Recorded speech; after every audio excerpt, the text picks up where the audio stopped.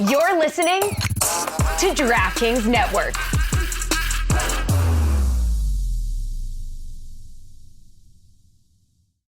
Warning, this product contains nicotine. Nicotine is an addictive chemical. If you're a smoker or dipper looking to make a change, you really only need one reason to do it. But with Zyn nicotine pouches, you can find many. Zyn is America's #1 nicotine pouch. It's made with only 6 simple ingredients. There are lots of options when it comes to nicotine satisfaction, but there's only one Zyn. Learn more about Zyn and find your reason to make a change by registering online at Zyn.com. Bada, bada boom, sold. Huh? Just sold my car on Carvana. Dropping it off and getting paid today. Already? What, you still haven't sold yours? You told me about it months ago. Is the offer good? Oh, the offer's great. Don't have another car yet? I could trade it in for this car I love. Come on, what are we waiting for? You're right. Let's go. Whether you're looking to sell your car right now or just whenever feels right, go to Carvana.com and sell your car the convenient way. Terms and conditions apply. Welcome back to Gen CFB. Lucy is here. We have not gotten to talk about upset week together at all, Lucy, because you've been feeling a little under the weather. And I would be too if I was at the South Carolina-Mississippi game instead of Vanderbilt and Alabama this weekend. Lucy, come on. Look, South Carolina didn't manage to catch anything. I caught the stomach virus, though. So I am leading the Gamecocks in receptions, and unfortunately it was nothing anyone wanted to catch. It's been a rough week, but I had the thoughts of a beautiful blood week to get me through it. Yeah, it was a weekend packed with upsets. We're going to talk about all of them and do a recap of next weekend's games. But Lucy, when you're feeling under the weather, I know something that might make you feel better, and that's Cheez-Its. Cheez-Its to settle the stomach. Didn't try it. This season, we are recapping all of college football and feeling the cheesiest with Cheez-It. I think they should send Lucy a couple boxes to settle her stomach.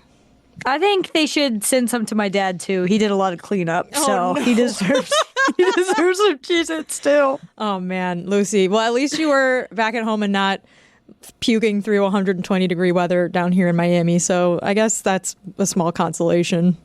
Yeah, I won't give you the details. That's okay. Well, we'll go to something that made a lot of people in Tuscaloosa puke instead, which is the Alabama-Vanderbilt game. So I've already talked a little bit about this on the Batard show, but I want to hear your thoughts on this huge upset for Vanderbilt football. Yeah, so the nice part of South Carolina Ole Miss just being pretty much over by the end of the first quarter is I made my way up to the press box and I said, we're going to watch Alabama Vanderbilt. I think what was so remarkable about this game is that it wasn't that Alabama lost it in any fashion, which, like, obviously they lost the game. Vanderbilt was just so much better. They, just dominated this game. It wasn't some sort of, fluky type of scenario. Vanderbilt kicked their ass. That's awesome. I read that Vanderbilt punted twice, 2 times. Alabama could not stop them. It was just a good old fashioned, you got your ass beat by Diego Pavia. Yeah, so I think Diego Pavia is such a perfect college football character because he plays at a JUCO, the New Mexico Military Institute, after getting no FBS offers. Then he goes to New Mexico State. Now he's at Vanderbilt with all of his coaches from New Mexico State, who he's credited with a lot of his growth and development as a quarterback and being able to sort of hit the ground running this season at Vanderbilt. And then after the game has one of the greatest post-game interviews of all time with Alyssa Lang, just dropping F-bombs, talking about how turned it is at Vandy. And it was just, like you said, it wasn't fluky. I mean, the pick six that tends to be an odd thing that could sort of go either way. And there are certain plays here and there that force fumble. Okay. If Alabama falls on that, maybe it's different. But like you said, they scored 40 on Alabama. That's not Crazy. A fluke. That's just a well-executed offense that really took advantage of Alabama not being able to stop them and keeping their foot on the gas. We've seen a lot of teams in this position sort of play conservative in the second half when they're up big against a highly ranked team. And that never works. Justin Wilcox, I'm looking at you. It doesn't work. And Clark Lee and Vanderbilt, they kept their foot on the gas and they won this game, Lucy. Is there anything else you want to talk about before we move on to another one of the big upsets, Tennessee and Arkansas? I think it's just remarkable. I'm not familiar with Nashville. I don't think I've ever been. It's weird that I don't know 100% if I ever have been or not. 2.5 miles from the stadium to the river that they threw it in. So I think we should give some extra props for they moved so much further than Alabama did that entire game. The goalpost did. True. Yeah. Vandy just crushing the time of possession, keeping the offense moving the entire game. Everyone's mad at Kalen DeBoer. He'll get a chance of redemption later on this season. But for Vanderbilt, biggest win in the history of their football program and a huge win for Clark Lee.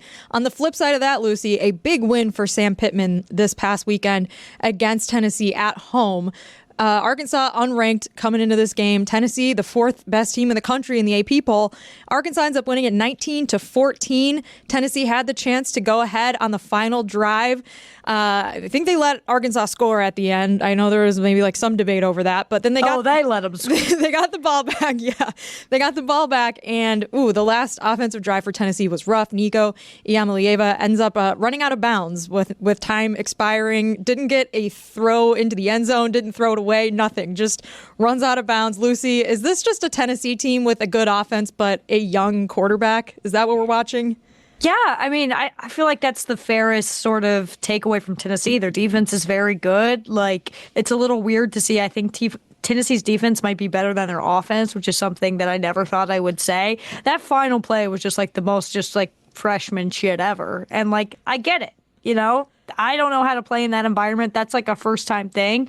This game felt a little bit more fluky than Alabama Vanderbilt, where tons of injuries happen. Things are just odd in Arkansas. Things are always weird. I don't necessarily want to say that this is like a career saving win for Sam Pittman, because like literally last week we talked about how Sam Pittman was like on the hot seat, but like this definitely bottomed till the end of the season for sure. And I will say, playing Rocky Top as you storm the field. Oh my God, that was sick as hell. Tennessee fans also puking after this game. Yeah. Shout out to Vanderbilt. Another thing we forgot to mention, playing Nick Saban's soundbite of saying that Vanderbilt's the only easy place to play in the SEC. Great work. Yeah, great work. That was excellent trolling. I love pettiness. This is why we love college football. According to PFF, Nico only was 4 for 14 on throws with 10-plus air yards. That's not great. And like you said, probably a big win for Arkansas, because there's a chance they go bowling now. Like they've got a couple games left on their schedule that they could definitely win and get to that 6-win mark, which after last season would be a pretty big improvement, because last year they only won 4 games the entire season. So that was a huge win for Arkansas, and Tennessee now hosts Florida. Arkansas's got a bye, and then they will move on to more conference play. Lucy, in the same conference, we're talking a lot of SEC today. Oh my God, so many upsets. Missouri and Texas A&M. Missouri is the 9th ranked team in the country coming into this one at Kyle Field, but man, did they look like nothing in this game. We're going to talk about Michigan a little bit later, but Missouri and Michigan are in the same category for me of like, what are you doing in the top 10? Like, there's nothing that you've done that convinces me you should be in the top 10. They're both just sort of like a category of having great seasons last year. Mizzou misses Cody Strader so badly. Like, their offense is just anemic without him. Texas A&M also has like a phenomenal defense. They're really, really good. They've been so good since that Notre Dame game, and you're already starting to see just like how much of an immediate difference Mike Elko has made for this Texas A&M program. They got their ass beat. There was a lot of ass beating this weekend, just like a ton of it. But like, Texas A&M is better. Mizzou was never a top 10 team to begin with. Mizzou is like, but they're not. I mean, they almost lost to Vanderbilt. They probably should have lost that game. Happens to the best of us. Right, except for Georgia State. It does not happen to Georgia State. It's just like Mizzou hasn't done anything this entire season to like convince me that they're good. Brady Cook has played like shit. Like, I bet Texas A&M money line on the DraftKings app for this game, and I felt really good about it. Nice. I did not expect this like level of ass kicking though. Like, A&M just has a really phenomenal defense. Yeah. And Wegman played really good for the first time in a while. Brady Cook finished with only 13 completions in this game, and Texas A&M finished with 5 sacks and 8 tackles for loss. Missouri, I would also like to note, because I do like to keep track of these things, kicked one of the saddest field goals I've seen in a really long time while they were down 41-7. Come on, at least like try to score a touchdown. Like, you cannot kick a field goal. You can't do it when you don't have a thicker kicker anymore either, because at least you're like happy seeing Mevis run out there. Right. Everyone's like, oh, you don't have him anymore, so it's just not fun. No, it's not fun. And you know what else wasn't fun for Michigan fans? Watching them lose to Washington, the team that they beat in the national championship game. Michigan unveiled a third quarterback, Lucy. A mystery third quarterback appears for Michigan. They lose to Washington 17-27. Big win for Washington. Probably, definitely the biggest of the Jed Fish era because it's only been like 5 games. But what do you make of Michigan's quarterback struggles, and who do you think their best quarterback is? Will we see all 3 of them again at some point this season? You know what they say. If you have 3 quarterbacks, then you should only ever run the ball again. That's a great saying. That's a saying as old as time. I've been saying this for weeks. Never throw the ball, Michigan. Just don't do it. You're bad at it. You're so good at the other stuff, so just never throw the ball again. What was weird was going into this game, Washington was favored, so this wasn't actually technically an upset. I mean, you're a top 10 team losing in a rematch of the national championship game. It's also Michigan going all the way out west factors into it. Yeah. And this is I think it's something sort of interesting to think about in the sense of like we are going to talk about this following game. I just keep previewing stuff where USC goes all the way to Minnesota, they lose. Michigan goes all the way to Seattle, they lose. Last week, Washington went all the way to the Rutgers, they lost. Like, I do think we are seeing the effects of this extreme long travel conditions, having to go sit on a plane for 7 hours and then go play a game in Washington, which is like a phenomenal crowd, a really tough place to play. Like, Michigan is just same sort of thing as Missouri, where it's like, hey, you haven't really done enough for like me to really believe that you're a super great team. I know that they have a win against USC, but like you have no quarterback. Now they're unranked though, so that doesn't now really they're help unranked. ya. Like it doesn't really mean anything. So like I'm curious to see, especially, I know we'll talk about this later. I just keep previewing. I don't know what's up with me. We've got a lot to get through, Lucy. We're really excited to talk about it. Yeah, there's so much going on. Where like I'm curious to see specifically how does that travel affect Ohio State going to Oregon, because it really has played a difference, and I do think that was part of why Michigan lost this game. I would say the biggest part of why they lost this game is like you should just never throw the ball again. Yeah, just run the Wildcat permanently. Like you should never ever. You shouldn't even have a quarterback on the field ever. Well, the problem with Tuttle and Davis is that they turn it over a lot. The problem with Orji is he's not really a passer. At least if you play Orji, who did start this game, he got benched while they were down 14-0, which makes sense. You want to bring in a quarterback that can maybe like throw the football a little to make back some of those points you were down, which Tuttle did, but then they still ended up losing. But at least when you play Orji, you're not risking turning it over, because if Michigan's playing this like long possession game, when you have turnovers like that, it kind of kills the game plan. So yeah, I'm with you on that. Washington, they play your alma mater, Iowa, this weekend. Michigan has a bye, and then they're going up against probably still ranked Illinois. So shaping up to be kind of a tough season for Michigan. But like you said, Lucy, they do have the win over USC, which now that USC has lost to Minnesota and lost to Michigan, they have fallen out of the AP top 25. They were ranked 11, though, when they came to Minneapolis to play against PJ Fleck's Gophers. And wow, that was an exciting game. What did you make of the decision for PJ Fleck to punch in a touchdown at the end while they were tied, instead of maybe kicking a field goal and giving the ball back to USC only up 3? It's kind of what you have to do, especially when you're Minnesota and you're a team that, like, you don't necessarily know if you're going to be able to drive down the field again. Like, that's just not necessarily a given thing for the Gophers. So I feel like you have to be aggressive, and that's sort of like PJ Fleck's, like, I don't want to say like the way he coaches, but just kind of like his general like aura of just like, that's like PJ Fleck, just like, too intense. But like, you're playing to win. This is a huge win for, you're rowing that, you're elite. You're rowing that boat. You're sprinting up and down the sideline. Like, I feel like it was the right call, and obviously it was. You can't bank on anything, especially when you're playing a team like USC, where like you guys play a very different style of football. This is a like not a program-changing win, because like PJ Fleck is still PJ Fleck and Minnesota is still Minnesota. But like you needed a win like this. Like you can't just sort of risk that situation. I think like my takeaway from this is something that we talked about way before the season started, of like I wasn't so much worried for Washington and Oregon. Washington's just sort of weird, but like how would USC and UCLA adjust to the Big Ten? And the answer is badly. It's not going to be easy. Welcome to Minneapolis, bitch. I saw definitely clip that. I saw a stat that USC hasn't won in the Central or Eastern time zone since 2012. So that's not crazy. great if you're in the Big Ten.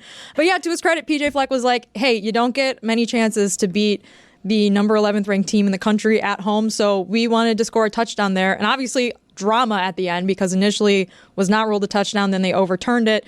After the game, Lincoln Riley got into it with some reporters because they asked one of his players if they thought it was a touchdown, and he was like, that's out of bounds, don't ask them that, which was typical Lincoln Riley, just getting upset at the media for the wrong reasons. Yeah, look, I'm going to regret asking this question because it's just going to give me a lot of DMs that I don't actually intend on answering or anything like that. But like, what has I don't remember there being some sort of specific incident that made Lincoln Riley hate the media so much. I don't feel like who hurt him? I don't remember being done so dirty by the media that Lincoln Riley has some sort of reason to feel this way. He just woke up and was like, I'm going to be an asshole to the media for the rest of my life. And I've never really seen any sort of interaction that's made me think oh yeah, that's valid. That's deserved. Yeah. He's just being rude to be rude. And I know for a fact that if I had asked that question, I would have said something. I would have said, Lucy would have said something. I would have said something. I would say, I can't understand you when you speak to me in that tone. Ooh, I would have been clapping in the back. Yeah, there was another thing a few weeks ago where reporters were asking about Bear Alexander, and he's like, "There's not a story there." And then the next day it was like, he's redshirting, he's out of here. He's just very, very combative with the media. It's something to keep an eye on because things, I wouldn't say they've completely fallen off the rails. I think USC has an opportunity. They will have several opportunities to make up for these losses throughout. It's a long season, all right. They have one this week. Yeah, exactly. They're playing Penn State. We will get to that. But yeah, things are, when the head coach is getting really angsty about pretty simple questions, it's always a bad sign. Lucy, we also had upsets with SMU upsetting Louisville, although those are two teams that were it was ranked versus unranked, but pretty equally in, a lot of the advanced metrics going into it. And it was a pretty even game sort of until the end. It was tied late. Louisville wasn't able to score at the end. So SMU gets a big conference win there. Syracuse and UNLV. Overtime. The Friday night games this year have been really good, Lucy. I mean, not TCU Houston, no. Ooh. Even the Wednesday night game this week, FIU and Liberty going into overtime. FIU with the almost upset there. The ending of UConn and Temple was crazy. I think we should bring back Ope of the Week for next week because there's been a lot of Opes going on, but this week we needed to talk about upsets. So we'll save that for next week. And I think we'll get to our preview of Week 7 when we get back. If you're a pet parent like me, you know about Chewy. And when they say they have everything you need to keep your pet happy and healthy, they are not messing around. Chewy has over 100,000 products from all the brands that Willow loves. At prices that I love. Food, treats, beds, you name it, they have it. And it gets shipped directly to your door in 1 to 2 days. Whenever I bring Willow to work at the Batard show, I have to bring some of her favorite toys and treats with her. She loves liver treats, lamb hearts, all the good stuff, and Chewy has all of it. It's so easy to shop on Chewy. You just search through their thousands of products, find what your dog likes, and then you can auto ship it, which is a huge time saver, and it gives you peace of mind that if you need some food or treats last minute, it'll be there in a couple days. Chewy has everything you need to keep your pet happy and healthy. And right now, you can save $20 on your first order and get free shipping by going to chewy.com/Dan. That's chewy.com/Dan to save $20 on your first order with free shipping. Chewy.com/Dan. Minimum purchase required. New customers only. Terms and conditions apply. See site for complete details. If you're a pet parent like me, you know about Chewy. And when they say they have everything you need to keep your pet happy and healthy, they are not messing around. Chewy has over 100,000 products from all the brands that Willow loves. At prices that I love. Food, treats, beds, you name it, they have it. And it gets shipped directly to your door in 1 to 2 days. Whenever I bring Willow to work at the Batard show, I have to bring some of her favorite toys and treats with her. She loves liver treats, lamb hearts, all the good stuff, and Chewy has all of it. It's so easy to shop on Chewy. You just search through their thousands of products, find what your dog likes, and then you can auto ship it, which is a huge time saver, and it gives you peace of mind that. If you need some food or treats last minute, it'll be there in a couple days. Chewy has everything you need to keep your pet happy and healthy. And right now, you can save $20 on your first order and get free shipping by going to chewy.com/Dan. That's chewy.com/Dan to save $20 on your first order with free shipping. Chewy.com/Dan. Minimum purchase required. New customers only. Terms and conditions apply. See site for complete details. Hey, it's Mike. I'm talking to you from the road right now because I am literally traveling to watch my favorite team play a football game. It's something that is pretty routine for me this time of year, and thankfully, I don't have to do it alone. I've got Game Time to help me get the best tickets on the secondary marketplace. Someone that's been in this game as long as I have, I'm constantly scouring the web for the best deal. And thankfully, Game Time, it guarantees me the best deal with their low price guarantee. And what I love so much about Game Time is their all-in pricing. Game Time has a new feature called Game Time Picks that makes getting tickets to see your favorite teams play live even easier. Game Time Picks filters out the fluff, shows you only the incredible deals on great seats, so you don't have to waste time searching through thousands and thousands of tickets. Take the guesswork out of buying tickets with Game Time. Download the Game Time app, create an account, and use code DAN for $20 off your first purchase. Terms apply. Again, create an account and redeem code DAN for $20 off. Download Game Time today. What time is it? Game Time. Don Batard. He seems like a not nice guy, and he's always been a not nice guy. I don't care for him, and I hope he has the day he deserves. Oh, wow. Stugotz. I hope he has the day he deserves. That's how I get people when they're really mean to me. I'm not like, go F yourself. I'm like, I hope you have the day you deserve. It's a great kind insult. Yes. It's beautiful. It's leaving it to the cosmos to sort it out. That's a less southern, bless your heart. This is the Don Batard Show with the Stugotz. In the summer, someone will screenshot the slate of games and be like, you better hope there's not a wedding this weekend. And it's living up to it. So to preview this electric week of college football, we are getting nutty with Hampton Farm Peanuts, the official snack nut of the tailgate. Let's can't wait for this weekend, Lucy. And oh man, I'm so excited that you're going to be eating Hampton Farm Peanut snack nuts in Eugene at big game, the Ohio State-Oregon game. Number 2 visiting number 3 in Eugene. Lucy Rohden will be there. If you're there tailgating, go say hi to her. Be in Off Rohden, which you will see later on in this episode. Lucy, I'm not contagious anymore. Yeah, she claims she's not contagious anymore, so go up to her and test that theory out. Lucy, this is the biggest test of Ohio State's season so far, playing at Oregon, big conference game. Who do you have in this one, Lucy? Yeah, this is a game that I am not going to put any money on because I don't trust what I'm going to do here. And the biggest reason I would pick Ohio State, that would just be my clear pick. One, I watched my team get just absolutely demolished by them this previous week, and they were ridiculously good. But it's truly it's such a small little detail, but it's truly just the having to travel from Columbus all the way to Oregon is crazy. That's a lot to do in a week. And so Oregon has played a little bit better. They've kind of played with their food all year long and kept games close against Idaho and Boise State. But just truly, this game is just going to come down to the atmosphere in Eugene. How well can Oregon's offense score? Because obviously that was the issue for Iowa, but they were able to hold Ohio State to 7 points in the half. So I don't know. I'm not picking it, but I think Ohio State. But the more I say I think Ohio State, I think Oregon. I don't know. So I don't know. Big Ten teams are 2-9 when traveling 2 or more time zones this season. So Washington and Rutgers, that game it felt weird. Lots of weird turnovers in that one. All the games we just mentioned earlier, where you've seen upsets after a long travel weekend. So I'm with you on that's an interesting trend to keep an eye on. However, Ohio State does come into this game with the best, if not one of the best offenses in college football, according to a lot of the stats. Also the second best pass rush, according to PFF. They're so good. So it's going to be a huge test for Dylan Gabriel and the Ducks to score if Ohio State comes out swinging really fast. But like you said, they've had some sluggish starts this season before. So it could be one of those situations where Chip Kelly's like, hey, I got homecoming. I got this Oregon game in a few weeks. I'm going to keep a lot of plays in my holster, not show the world too many things, because I think we can win these first 5 games without really like getting in my bag.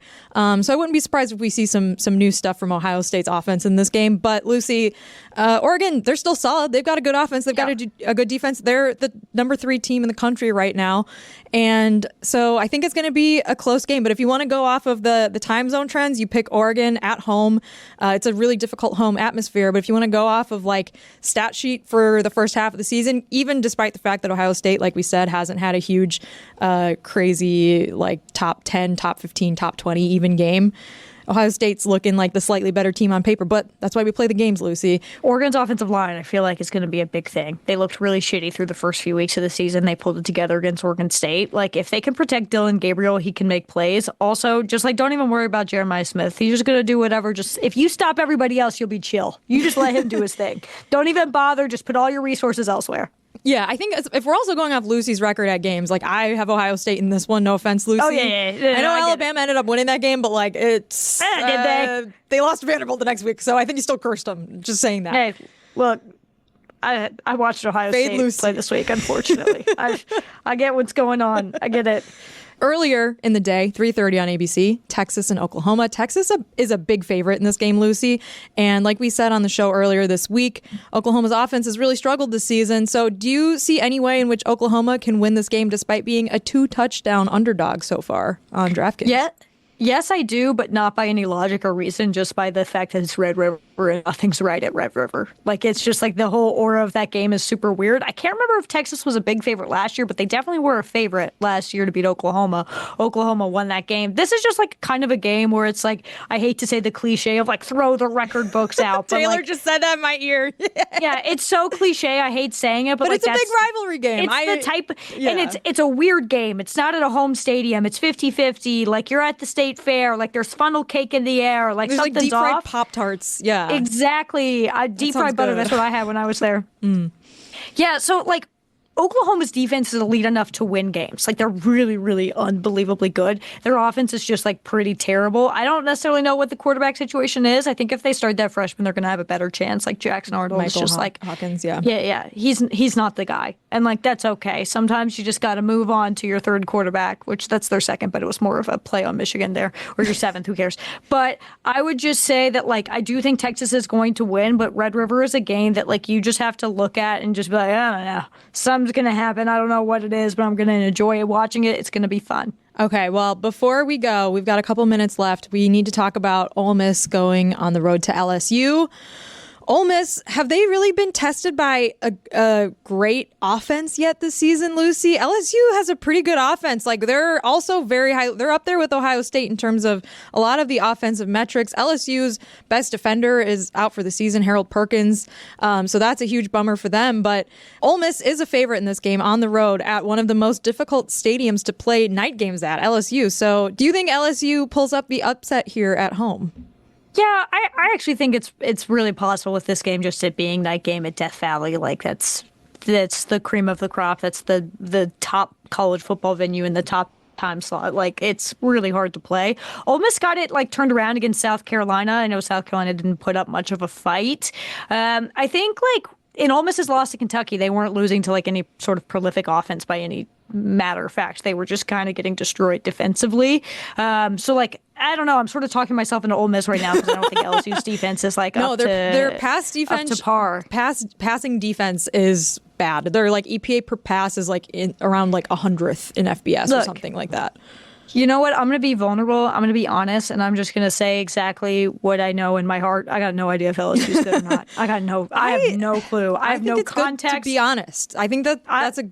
Don't act like you know and then be like, oh, yeah. Okay. So know. I'm gonna base if they're good or not based off wins versus the USC's, Southern Cal and South Carolina, who I also am like, I don't know. Right. I'm with you on that. Speaking of USC, Penn State going to USC this weekend. They are favored by 5 points on the road. Like we said, it's going to be a long travel day for the Nittany Lions. They got to take a bus to Harrisburg, fly to Southern Cal. Hasn't been great for other teams that have had to make those long road trips. Do you think USC wins at home? Kind of, yeah. Penn State is 5-0, and they're like the first team in like 4 straight years to start 5-0. And there's always a trend to that. They never finish 5-0. They never keep it going. So this feels sort of like the time things are going to go down. USC bouncing off a loss to Minnesota is just, kind of tough, hard PJ Fleck pill to swallow. I don't know.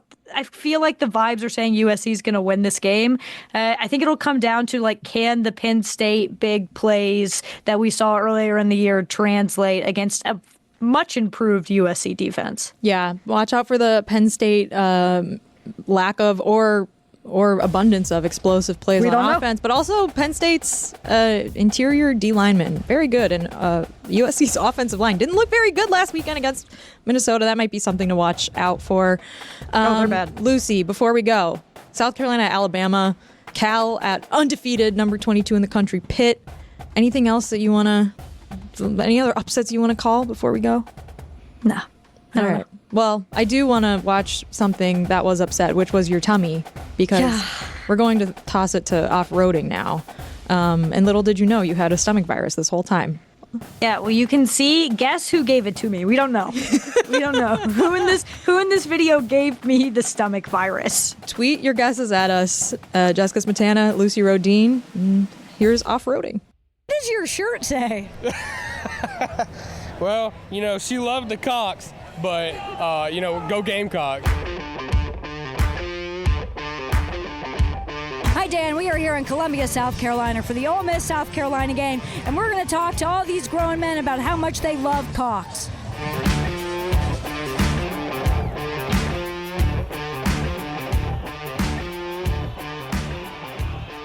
Dan, this is one of my favorite college football traditions. I don't actually believe it's a tradition. I think it's just like a happy little coincidence. The Columbia Farmers Market on Saturdays before game days. I don't know why we haven't figured out the Farmers Market football combo. Perfect. Literally perfect. These SEC schools always have so much tradition, so much history, and they are just some of the most beautiful college campuses you'll ever see. So over here, we have this empty lot. Can't get anything like that elsewhere. A bunch of what looks to be abandoned cars and factory and warehouses. Stadium, actually pretty cool. Over there are like trucks, shipping trucks. That looks like a law office. I don't know. I can't confidently say. Could also be an accounting firm. And this is SEC country. Look at all these chickens. So these are the Cockaboose railroad cars. Is that the proper term? I don't know. So all these rich South Carolina fans buy these and tailgate in them. Are they beautiful to look at? Absolutely. Vibes? Bad. Not good. I'm just gonna say it. I like Clemson better. So this is supposed to be a chicken. This is the head, or this could be the tail, and this is the head. Vice versa, I don't know. The chicken. I want to go home. It's hot as It's not fun. This is the least SEC school that we've been to out of all the SEC schools. Oklahoma, more SEC than this. About an hour into this tailgate, and we go on these trips with the intention of showing you what makes each of these schools special. And when it comes to what makes South Carolina special, not they should call it Mid-Carolina. The Mid-Cocks. Do you embrace the Cox nickname? Oh, I absolutely love it. I mean, as a man, there's nothing better than a cock. The Cox, that gives some energy. That gives some energy! Finally, some energy! Yeah. Who the f*** is Clemson? I'm a Clemson fan. Come on! We're Clemson fans. C-L-E-M-S-O-N-T-I-G-E-O-R-N. Fight Tigers, fight Tigers, fight, fight, fight! USC! USC! USC! USC! I wish they had chosen Cock Commander as the name of the mascot. Yeah, I was like, why did you let that? Was a great. Not voting for Cock Commander. How hot is it today? Ooh, it's about hot as Satan's balls out here, I'm gonna tell you that much. You know who Lane Kiffin is? Who kind of look like Lane Kiffin? Blue 42, Blue 42, Judas Wells sucks. Juice Wells, you are gonna have it tonight. how do you guys feel about Dabo Swinney? The name that shall not be mentioned in Columbia, South Carolina. Dabo Swinney! He is the scum of the earth. I hope he himself with white shorts, baby. Beamer's down here. Sweeney's up here. Absolutely hate the man. All right. You guys have a lot of anger in your hearts. Is it a requirement if you go to an SEC school or an SEC fan to wear this exact outfit? Khaki, polo, school logo. If you want to come and you want to hang out with me, you better have this on. Like, I'm not joking. If I don't see a collared shirt and a pair of freaking khakis on you, it's not going to happen.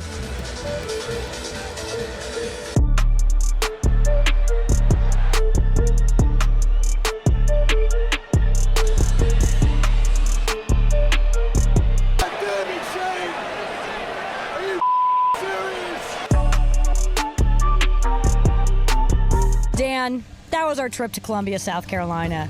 Did I have a good time? I'm glad you asked. Not really. Not particularly. No. Highlight of the trip was watching Alabama lose on my phone. But I did tour here when I was going to college, and I decided not to go. And I'm glad that I made that decision because I did not have fun today. But that's okay, because next week we're going to Oregon, and you know what time it is? It's game time. Download the Game Time app and use code Lucy for $20 off your first order. Terms apply. Go Cox! Hey, it's Mike Ryan, and there's so many great things about football. I think my favorite thing is the random occasional year where my team is good. That makes football a lot better than the normal experience. But one thing that routinely makes football better, Miller Lite. Yeah, Miller Lite. The perfect supplement to your football weekends. They know the passion that comes with rooting for your team. Like the debate it sparked way back in 1975. Great taste versus less filling. What's your favorite thing about it? Let me tell you something. My favorite thing about it is that it's both. It's got great taste and it's less filling. Miller Lite keeps it simple. Undebatable quality, great taste, and only 96 calories. A light beer that tastes like beer. Make your game time taste like Miller time. Tastes great and less filling. Let it be both. Make your game time taste like Miller time. Tastes great and is less filling. Let it be both. To get Miller Lite delivered right to your door, visit MillerLite.com/Dan. Or you can find it pretty much anywhere that sells beer. Celebrate responsibly. Miller Brewing Company, Milwaukee, Wisconsin. 96 calories per 12 ounces. Fewer calories and carbs than premium regular beer. Decisions. Wait a minute. Are you still looking for cars on Carvana? Yeah. Decisions. When I used Carvana, I found the exact car I was looking for in minutes. Bought it on the spot. Electric or full diesel? Decisions. Come on, you've been at it for weeks. Just buy it already. You're right. Crossover it is. Decisions decided. Whether you know exactly what you want or like to take your time, buy your car the convenient way with Carvana.